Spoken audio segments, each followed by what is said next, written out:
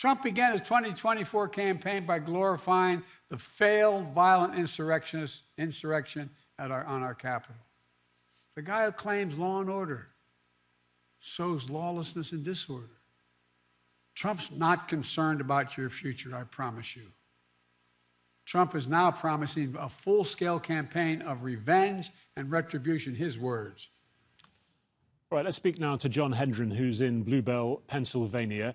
This is a major sort of tone-setting speech for the Biden campaign. Presumably, its location was chosen pretty carefully. That's right. Biden really announced his 2024 campaign here, and he did it in Pennsylvania for very important reasons. For one thing, it's a key swing state. He won by only 1 percentage point last time around. But he also gave this speech right near Valley Forge. Valley Forge is where George Washington in 1777 camped out with 12,000 troops.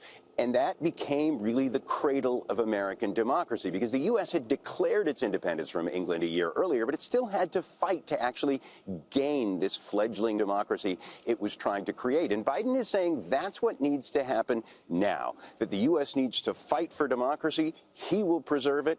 Donald Trump won't, in his words, and that's why it was launched here in the state where Biden was born. And he also did it at a key time. This speech was supposed to be given a day later, on January 6th, on the 3rd anniversary of those January 6th uprisings in Washington that Donald Trump is now accused in a court case in Washington of leading. He's using this as an example, Biden is, of the threat that he says Donald Trump poses to democracy.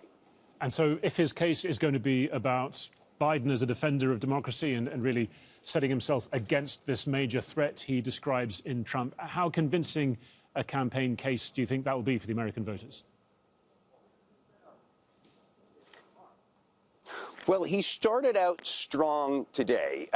He spoke with volume and forcefulness that you don't always hear out of Biden. And that's probably because he is passionate about this subject. He's told people one of the reasons he went into this race in 2020 was to defeat Donald Trump, and that's what he wants to do again in 2024, even though some polls suggest that's going to be a challenge for him. Trump has only risen in the polls on the Republican side. It's also important to point out that neither of these guys has won their party's nominations. That happens later in the summer. But Biden seems confident. He's got no real rival.